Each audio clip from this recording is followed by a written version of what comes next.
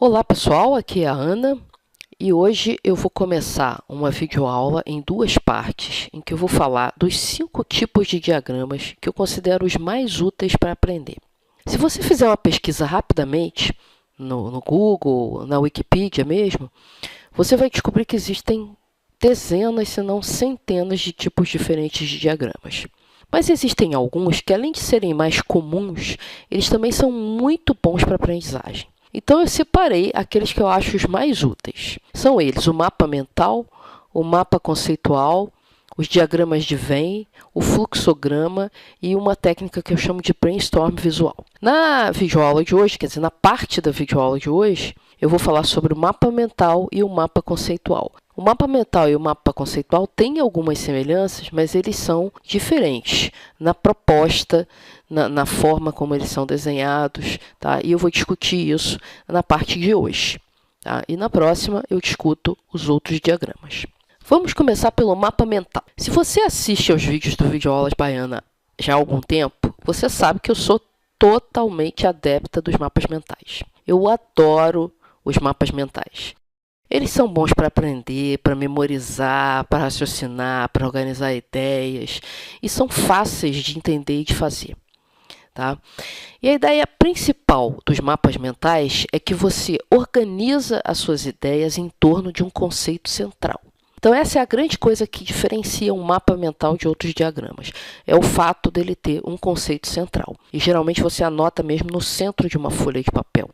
Então, os principais elementos desse tipo de diagrama são justamente o conceito central e os conceitos que são derivados. Você vai fazendo pernas a partir desse conceito central e nessas pernas você vai refinando e detalhando o assunto sucessivamente. Nós temos exemplos aqui de um mapa mental feito à mão. Esse aqui é um exemplo de um mapa mental que eu usei numa videoaula que eu fiz já há bastante tempo. O que você pode ver aqui? O fato dele ser feito à mão me deu a liberdade, por exemplo, de colocar o conceito central fora do centro, porque eu sabia, porque eu tinha um rascunho, que eu ia precisar de mais espaço desse lado aqui do mapa do que desse lado de cá. Então, foi uma questão de organizar melhor as coisas.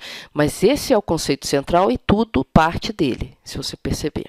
Certo? E aí aqui eu vou derivando os outros conceitos. E aí eu posso fazer um desenho, quer dizer, a partir daí o resto é por conta da sua criatividade. Você pode desenhar, fazer símbolos, puxar seta, mudar de cor. Cor é muito importante na memorização. Então, não tem muita limitação no mapa mental. É conceito central e tudo sendo puxado a partir dele.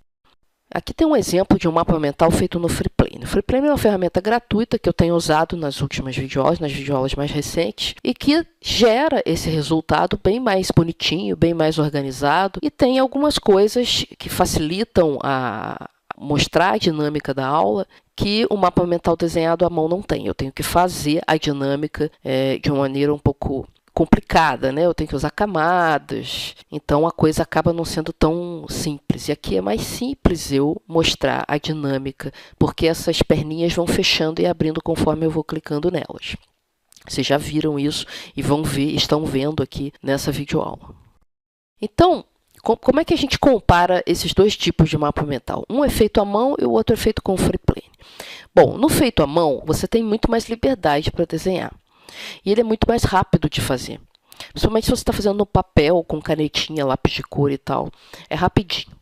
Agora, fica muito menos organizado, a não ser que você seja um excelente desenhista. Já um feito com uma ferramenta qualquer, como o Freeplane, ele é bem mais organizado e visualmente mais agradável. Então, se você vai fazer uma apresentação mais séria para alguém, de repente é mais interessante fazer o mapa no Freeplane. E você pode também colocar diversos outros elementos. Você pode colocar figuras nos mapas do Freeplane e tudo mais. A desvantagem que eu vejo aqui é que você tem uma curva de aprendizagem aí. Você tem que aprender a usar bem a ferramenta para poder realmente fazer um bom uso dela e tirar vantagem dela em relação aos mapas desenhados no papel. Tá? Mas uma vez que você conhece a ferramenta, geralmente o uso de uma ferramenta ajuda muito a fazer mapas mais organizados. Outra vantagem também é que com a ferramenta você consegue mover os conceitos de lá para cá sem ter que ficar rabiscando e apagando. Então é bem mais prático nesse sentido. Se você precisa ter no final um mapa bem limpinho, eu recomendo o uso de uma ferramenta.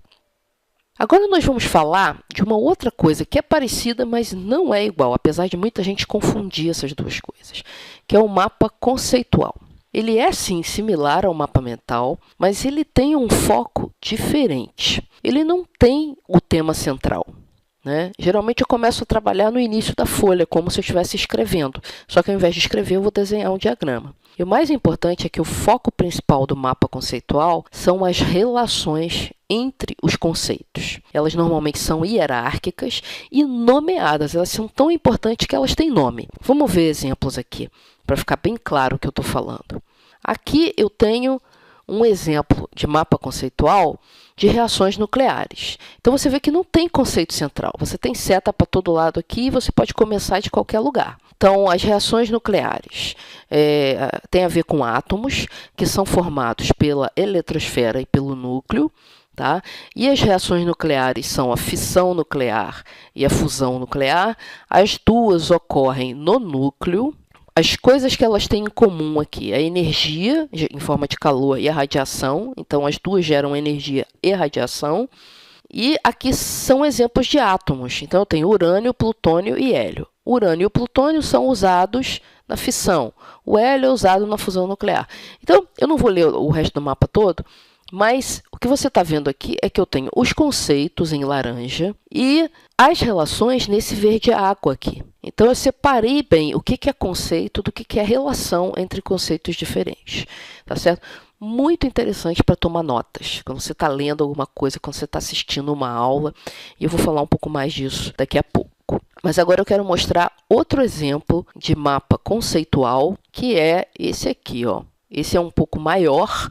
Tá? E ele é um mapa que foi feito para uma videoaula que ainda vai ser publicada sobre aprendizagem invertida. Então, novamente, eu tenho aqui as setas em turquesa representam as relações entre os conceitos que estão em outras cores e estão em caixinhas, tá certo? Eu usei cores aqui para diferenciar diferentes tipos de conceito. Então, por exemplo, o laranja aqui está representando pessoas. Esses dois conceitos aqui, pela cor mais forte, vocês podem perceber que eles são importantes aqui no meio da discussão. Eu não vou ler o mapa todo aqui porque ele é grande, mas a ideia é que você, em qualquer ponto do mapa, você olha e vê as relações. Então, você pode ver, por exemplo, que existem, começando por aqui, por exemplo, que as atividades de casa mudam para aquisição de conteúdo na aprendizagem invertida. Esse é o nosso tema principal que eu coloquei aqui em letras maiores. Então, novamente, o que está ressaltado aqui são as relações entre os conceitos. Tá ok? Então, vamos voltar lá para o nosso mapa mental sobre diagramas para aprendizagem. Então, a gente viu esses dois exemplos de mapa conceitual, tá? E os usos dos mapas conceituais é quando a gente tem que aprender conceitos altamente correlacionados. Ou quando a gente tem que estudar justamente as correlações, ou então descobrir correlações novas. Quando você quer identificar os conceitos principais separados das correlações, às vezes as pessoas ficam meio confusas. Então, se você separar conceito de relação entre conceitos, às vezes a ideia fica expressa de uma maneira mais clara. E muito bom para fazer anotações, como eu já disse. Se você quer um método de anotações extremamente eficiente para aprender, esse é o método, é usar mapas conceituais. E aí, eu vou terminar, então, comparando esses dois caras que são parecidos, os mapas mentais e os mapas conceituais. Eu acho que o mapa mental, ele é muito bom quando você está estudando sozinho, no seu ritmo, porque ele te dá maior foco. Essa coisa de você botar um conceito central no meio da folha te faz voltar sempre a esse conceito central. Você não dispersa muito a sua atenção. Mas não é fácil você estar sempre voltando se você está tentando acompanhar uma aula que, na maioria das vezes, tem uma organização que não é central, né? Não é radial como no mapa mental. Ela é uma organização mais linear, com algumas ramificações para lá e para cá, e essas ramificações são meio imprevisíveis. Tá? Então, se você está numa situação de aula ou lendo um livro tradicional, idealmente, o mapa conceitual é a melhor forma de fazer anotações. Por que é interessante fazer mapas conceituais para aprender, na hora que você está anotando uma aula, por exemplo. Porque na hora que você está construindo um mapa conceitual, mesmo que seja um rascunho, você tem que pensar no que você vai colocar ou não no papel. Não é simplesmente sair anotando tudo que é falado, ou tudo que está sendo lido. E isso, esse pensar sobre o que precisa ser anotado ou não, sobre o que é importante ou não ser anotado, ajuda você a aprender, a entender e a memorizar o assunto.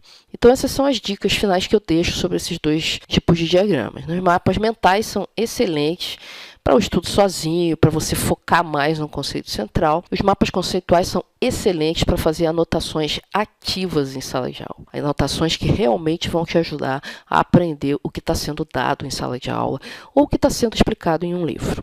Tá certo? Então, eu vou ficando por aqui nessa videoaula e na próxima parte dela eu vou falar sobre os outros 3 tipos de diagramas. O diagrama de Venn, o fluxograma e o brainstorm visual. Tá ok? Muito obrigada por ter assistido e até a próxima.